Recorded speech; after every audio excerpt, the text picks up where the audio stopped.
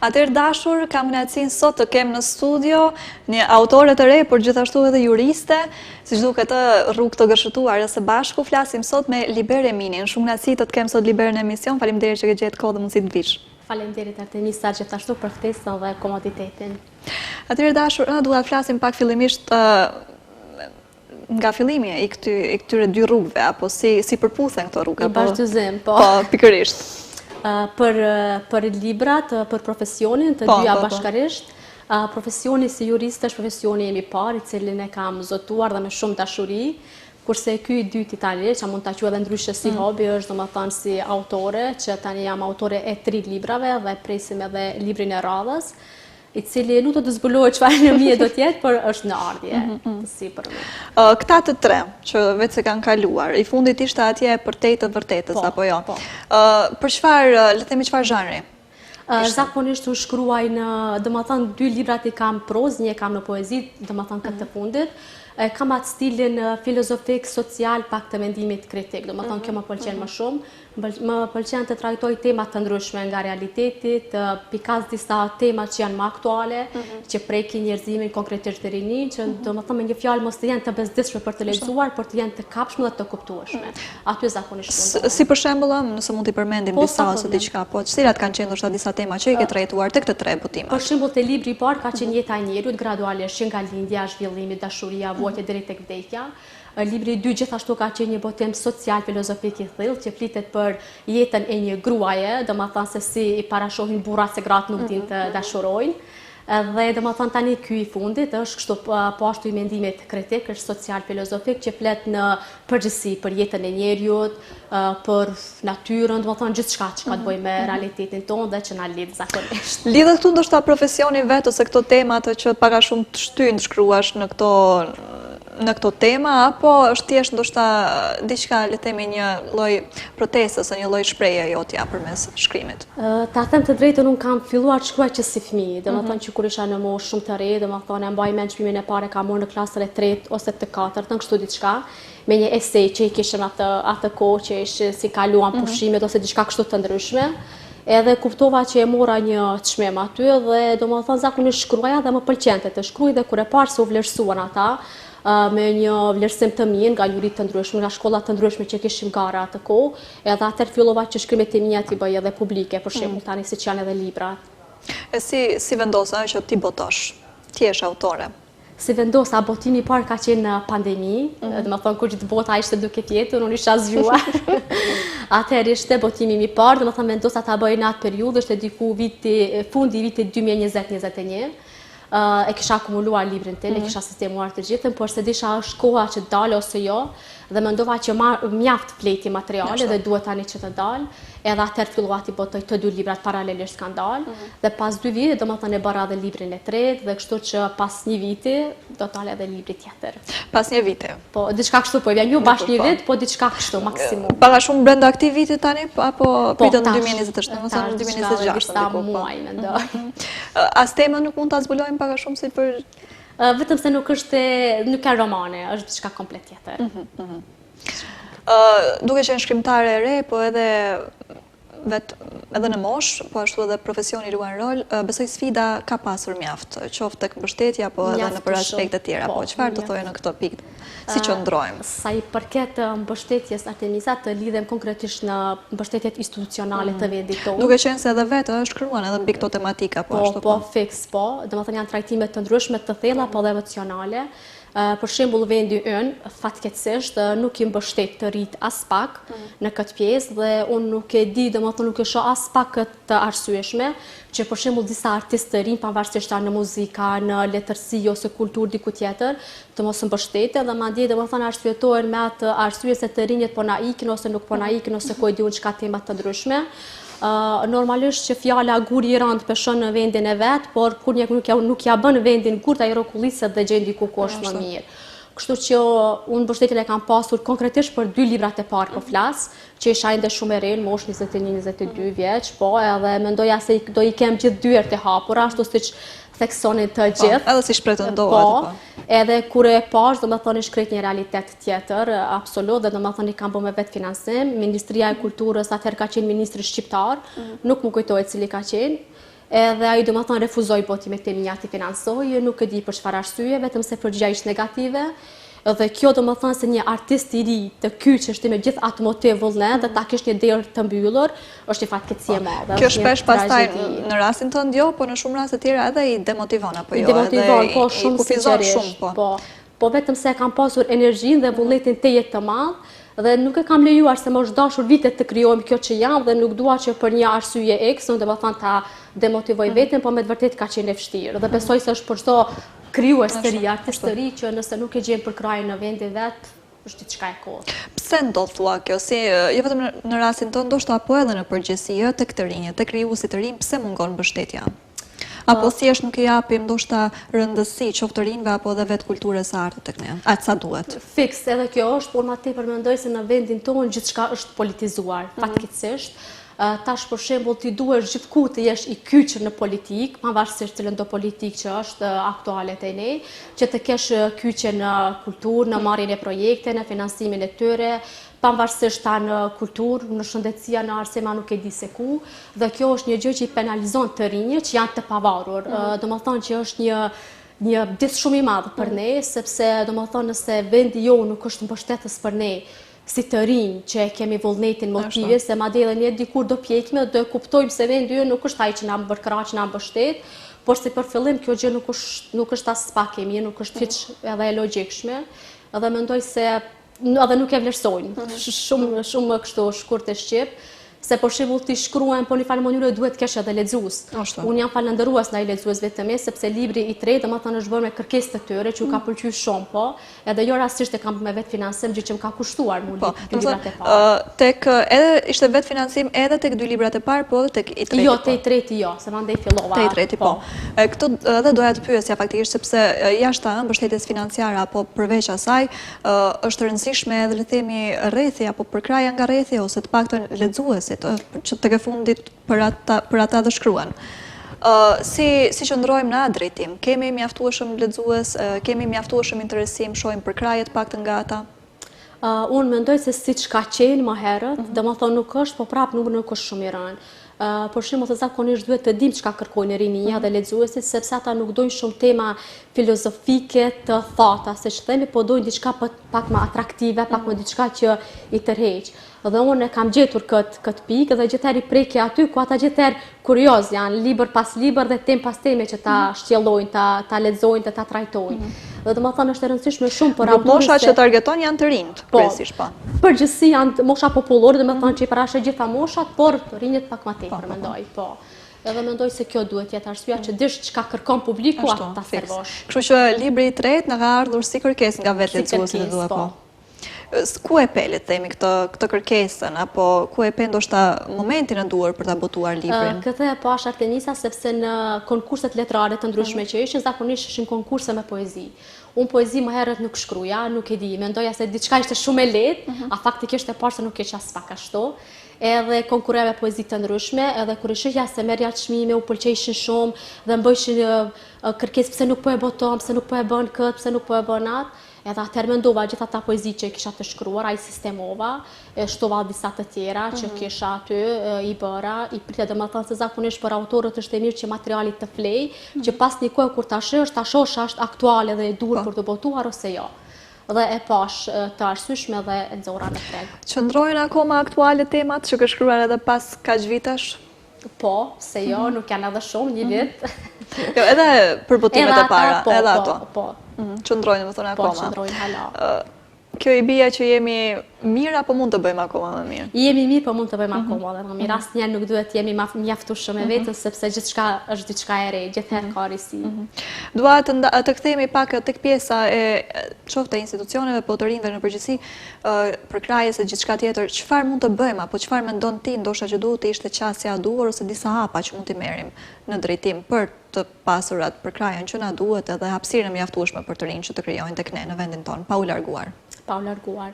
Unë mendoj se zakonisht udhëhecit e atyre institucioneve që bëjnë projekte për kulturë, për arsim, për shkencë, duhen të jenë pak më integruar, pak më mendje hapur, që për shembull një të përkrahet rinia, të përkrahet ma çdo krijues i ri artistik, një farë mënyrë që të lullzoj edhe vendi, sepse ne e dim se artistika në vendin tonë me një fatkeqësi shumë të madhe nuk është siç ka qenë. Për shembull në periudhat shumë të vështira ne kemi pasur luftra, kemi pasur një gjendje më të vështirë dhe financiare qoftë, por artistika ka qenë e mjaftueshme te ne, kemi pasur domethënë televizione me emisione mjaft të bujshme, të mira, me arsim, me shkencë, kemi pasur gjithçka. Tani e shohim edhe bibliotekat janë më të zbrasta, edhe lexuesit janë më të paktë. Edhe televizionet nuk servojnë shumë emisione që janë shumë të arsyeshme, po servojnë diçka, nuk e di, ndoshta vetëm për ta plotësuar atë agjendën ditore siç e kanë. Edhe normalisht, domethënë njerëzit duke u tërhequr, duke u demotivuar, dhe gjithë ajo e luan një rol shumë të rëndësishëm në këtë një zinxhir. Një zinxhir po fatkeqësisht. Çfarë boshllëku mendon që lë kjo tek të rinë në përgjithësi, tek ne? Unë mendoj se kjo boshllëkun që e le, e plotësoj me rrjetet sociale, domethënë njerëzit tashmë tepër lexojnë nëpër rrjetet sociale, në Instagram, Facebook, Twitter ose ku e diun ku, sesa një libër klasik. Unë për shembull, personalisht për veten time asnjëherë nuk mund të lexoj një libër online. Këtë kam pasur të pamundur gjithë, pa mos e prej kur janë der aromën e librit, nuk e shijoj, nuk e di. E doja edhe të të pyesja, do ju qasësh ndoshta ndonjëherë lexuesve të tu përmes rrjeteve sociale? Përmes shkrimeve në formë të ndryshme. Ndoshta, deri tani nuk e kam bë, po ndoshta. Nuk them që jo, se me ti se bota është duke evoluar vazhdimisht, duhet të adaptohesh desha apo s'deshte. Shkrimet më tepër reflektim apo revolt të tua, domethënë këto botime që i kemi? Të dyja, një vazhdimim i arsyeshëm dhe aktual. Përshtypjet e lexuesve, besoj që para shumë ke lexuar, ke ndëgjuar për të tre botimet. Për të tre botimet, po kanë qenë përshtypje të mira, unë madje aty në fund të librave të mia e kam lënë edhe emailin tim për çdo kritikë, këshill, konkretisht të librat e parë, sepse isha një krijuese e re dhe nuk e deja çka mund të doj tregu dhe pse isha munduar shumë. Normalisht isha një artiste e re në atë skenë aty, edhe nuk e dija çka mund të kërkojnë, çka ju pëlqen, dhe pata lënë edhe emailin aty poshtë që për çdo kritikë, këshill, përmirësim, domethënë kemi qenë të hapur dhe jemi të hapur vazhdimisht, se asnjëherë nuk kemi mjaftueshëm se kemi bërë diçka të mirë, sepse gjithherë e mira është në vazhdimsi. Dhe duhet të kërkojmë për të më të mirën gjithherë. Pse jo? Dua ndalemi pak tek botimi i fundit, atje për te i të vërtetës. Çfarë na thot titulli? Gjithçka që po e sheh. Ky titull flet shumë, është një libër shumë e kam parapëlqyer dhe unë vet para se të dalë, prandaj edhe e kam bën në botim. Është një libër shumë i mirë, është një libër që thekson jetën e njeriut, vuajtjet e tij, në ndoshta dhe ndonjëherë përbuzja e tij gjatë gjithë jetës së vet, domethënë që si i ri, i pjekur mandej në pleqëri, gjithçka që ai dëshiron ta marrë, kur ndonjëherë edhe nuk i servohet, dhe domethënë në fund përpjekje që duhet të shkojmë gjithherë për te asaj që ne e mendojmë dhe planifikojmë, se ndonjëherë e mira është edhe pasmurit, që mund ta kemi shumë afër, por nuk e dim që e kemi. Me një fjalë, asnjëherë të mos dorëzohemi drejt qëllimeve tona dhe ëndrave tona, pavarësisht vendit, rrethanave, kushteve dhe gjithçka tjetër. Që tregon vetë realitetin apo jo të sotëm të të gjithëve besojnë, sidomos të rinjve. Po, sigurisht. Çfarë, se biseduam pak shumë ndoshta këto rrethanat e jashtme, këto sfidat, po për ty si autore, të këto botime, të këtë treja flasim, çfarë do thoje ka qenë më sfiduese? Për mua më sfiduese ka qenë libri i dytë, më thënë se i përket krijimeve të mia, sepse në librin e dytë unë jam bazuar tek Charles Bukowski. Ai ka bë, nuk e di ndoshta sa e keni pretur këtë gjë, ai ka bë një libër Gati të zbrazët, i cili flet për dashurinë e një gruaje, gjë që na bën se neve grave nuk kuptojmë gjë nga dashuria dhe na kritikon në mënyrë shumë të madhe. Edhe unë kam pa këtë libër në shumë tregje evropiane, domethënë që ka qenë në gjuhën angleze, gjermane, serbokrate, dhe kam pasur në gjuhën shqipe nuk është as pak.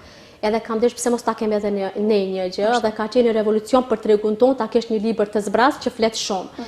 Mirë po duke e pasur parasysh atë vedijen tonë intelektuale, unë e kam cituar pak diçka aty në 2-3 faqe, mos ta lëm bashkë të zbrazët, se madje dikush mund të mendojë se ka harruar shtëpia botuese për ta shtyr. Kur thua zbrazët flasim, që ta ilustrojmë pak, flasim për faqe totale të bardha. Po, faqe totale të bardha, por me që flitet shumë aty, do të thonë ka brenda aty të bardhës flitet edhe më tepër se sa shkrimi. Edhe aty e kam cituar dhe mendoj se kjo një herë isha në bashkëbisedim me disa miq të mi që janë autor, atë dale ajo, po ndoshta është një revolucion i madh në tregun tonë. A jemi gati apo po, s'jemi jemi për të gati të mirëpresin. Ja thash le të jetë çfarë të jetë edhe e botova, domethënë edhe kisha frikë se mos ma vjet dikush ide në vendin tonë, se me që në gjuhë shqipe s'pa ta hasur një libër të tillë. Unë gotsha sa më shpejt që ta bëj në përfundim. Citimi ishte pak a shumë si tip spjegimi se çfarë do presin apo thjesht diçka që jo, isha me atë kur ishte se do ta presin. Çfarë mendoj se është sepse unë aty në Panajër në Zvicër kur isha te librit, në Ushtër, aty e kam pasur një rast të tillë. Një grua pasi e blejti librin, i ka pëlqyer shumë titulli krejt 2 libra që i kisha, dhe mandej ka ardhur tha, më fal tha, ajo shtyp shkronja që ta ka shtyp librin ka harru ta bëje. Thash jo, nuk ka harru, thash ai pa dhe ata faqet përpara qishin, tha jo. Thash lexoj ata, mandej do e kuptosh se është libri. Tani u turpënu pak edhe ka shku e ka lexu, edhe pandej u kthy tha, faleminderit shumë, tha më fal, ndoshta a ditë prej ka kështu tha tash e posh, jo tash s'është problem, edhe se e më të prit çfarë domethënë këtë gjë. Sidomos nga njerëzit që janë pak më në moshë, vetë që ndoshta nuk e kanë hasur se zakonisht Charles Bukowski është një autor që pëlqej nga më të rinjt, sepse ka disa tema sfiduese, po nga çmuse kritike, sidomos për neve grave, që s'ja falim asnjëherë. Po si ishte, le të themi tash, doli në treg, u botua, u prit, si ishte, si u prit? Tani u priti mirë, po në fillim kisha unë, si që paramendoja unë, jo, do më thonë doli shumë mirë, se unë e paramendoja se do të kem raste si ajo rastja se i gruajes, po jo, do më thonë kishte vetëm 2, një e kisha këtu në Panajër, një e kisha atje në Zvicër, dhe gjithë të tjerët e kishim e pritur mirë dhe ju vike shumë interesant, se s'kam pas një libër të tillë, madje mua më erdhi shumë mirë se disa autor të tjerë, kur e kanë pa atë libër, e kanë plotsu vetë, do më thonë, sidomos burrat, kanë dhënë vetë mendimin e vet se çka mund të mendojnë për gratë. Dhe tani kur e kam pas se libri ka qenë gati gjysma i përmbushur, ka qenë një kënaqësi normalisht që e madhe për mua. Edhe kanë shkruar dhe jam djerë domethënë mirë se kanë pa dhe mendimin e tyre. A janë gjithë burrat të njëjtë, tani ne mendojmë ose jo. Domethënë jo në këtë rast jo vetëm lexim pasiv, por edhe aktiv. Po, shumë. Thekë, domethënë në fal mënyrë indirekte ke bashkëpunuar dhe me lexuesit. Kjo ka qenë një kënaqësi e madhe për mua që s'e kam prit. Do kemi butime të tilla intriguese si ky? Besoj se po, se kështu domethënë kam stilin e të shkruarit, nuk e kam për merak të shkruaj shumë një rafsh, kam qef të pres të pikas disa pika pak më interesante, pak më pikante, që të jetë edhe lexuesi më kurios të di se çfarë shkruhet në atë libër. Çfarë do ishte një temë, ndoshta që se ke shkruar akoma, po herë kur do e trajtosh, ose të paktën mendon që duhet të trajtohet? Mendoj se deri tani kam trajtuar gjitha temat, deri tani që kam shënu, kam mendoj se kam trajtuar gjitha temat, të paktën ndoshta një përmasa shumë të mëdha jo, po e di se i kam cituar dhe i kam prekur, domethënë nuk më kanë ikur pa i prekur, por prej tani ndoshta mund të dalet diçka e re, se zakonisht vendi jon, tregu jon është një mekanizëm që nuk pushon dot, është për çuditëra.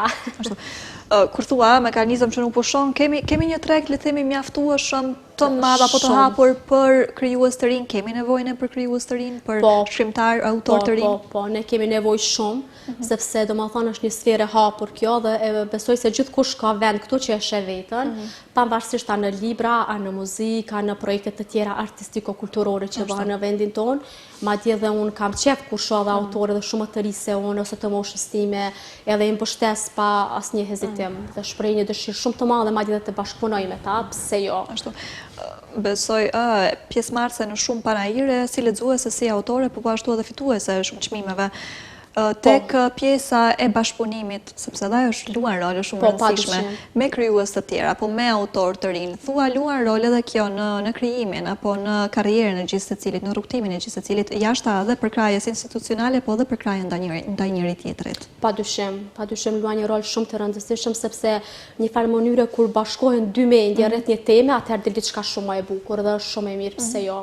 Po për kraja nga le të themi autor më të pjekur, qoftë në karrierë apo në moshë apo shkrimtarë më të pjekur, çfarë do të thotë për një shkrimtare të re? Do të thotë shumë, sinqerisht do të thotë shumë, sepse unë jam mbështetur, nga gjithë të tjerët jam mbështetur, vetëm se nga institucionet tona jo.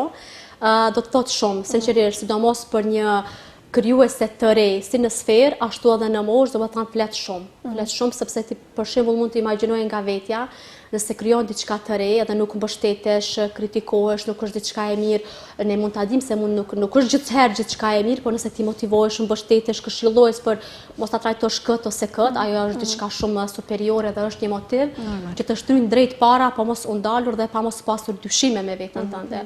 Dhe fatmirësisht unë këtë e kam pasur dhe vazhdoj ta kem. Po bashkëpunimin e kemi mes autorëve të rinj? Kemi bashkëpunim apo shohim një farë kompeticioni mes njëri tjetrit?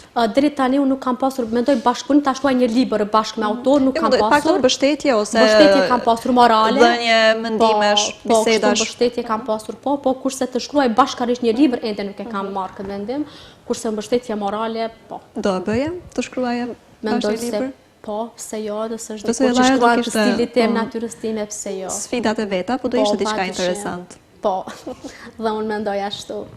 Sa janë shpërblyese çmimet për punën e një autori të ri?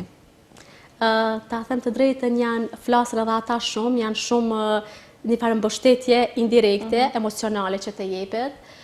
Për shembull një rast të tillë, se ndoshta do dal dhe aty unë vetë para se me pyet ti.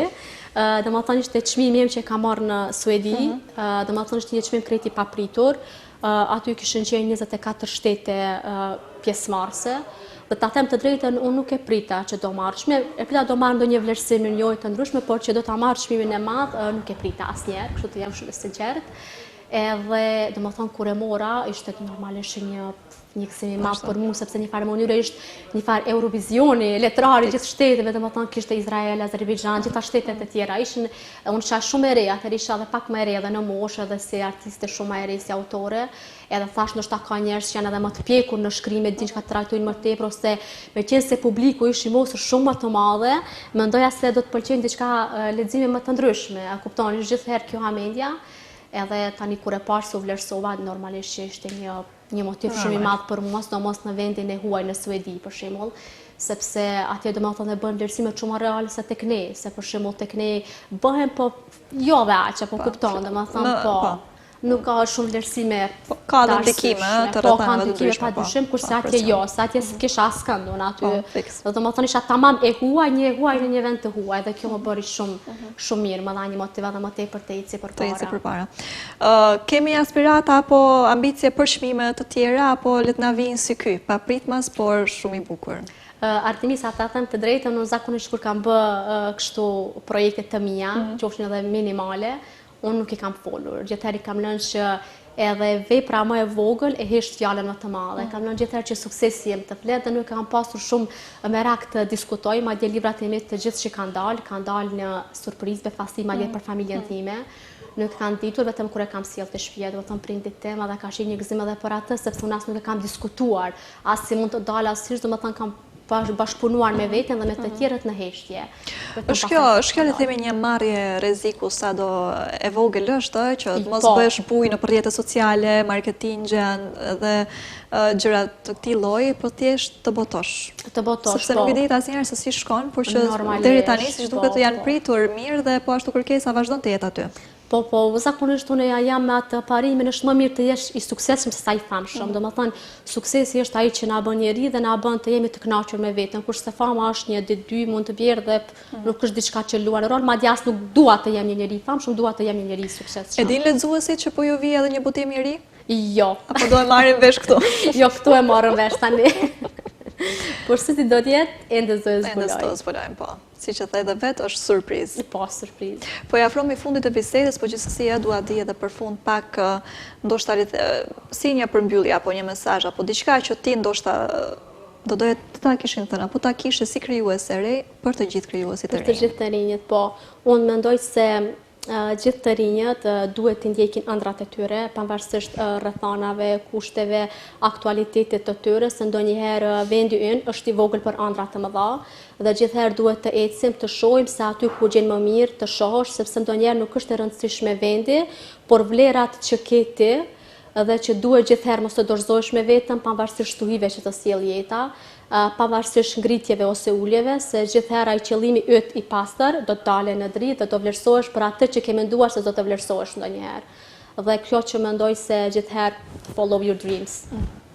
Unë ju bashkangjita më fjalëve tua dhe të falenderoj shumë dhe njerë që ke gjetë kohë dhe mundësi, si gjithmonë biseda me ty shumë e kënaqshme dhe shumë e Faleminderit bukur. gjithashtu dhe unë ju falenderoj shumë për komoditetin dhe gjithherë që na ofroni ngrohtësinë këtu. E dashur të dashur, unë do ju përshëndes, por gjithsesi do ju lë dhe me një kronik për fund. Në fillim folëm dhe ndëgjuam mbi qytetet, të gjithmonë në zhvillim në aspekte të ndryshme, por gjithsesi tani do ndjekim një kronik që ka të bëjë me qytetet që gradualisht po zhduken, arsyet sepse i mësojmë në kronikën e vijim dhe ne rishihemi sërish të mërkurën. Deri atëherë, mirëmbëjtje.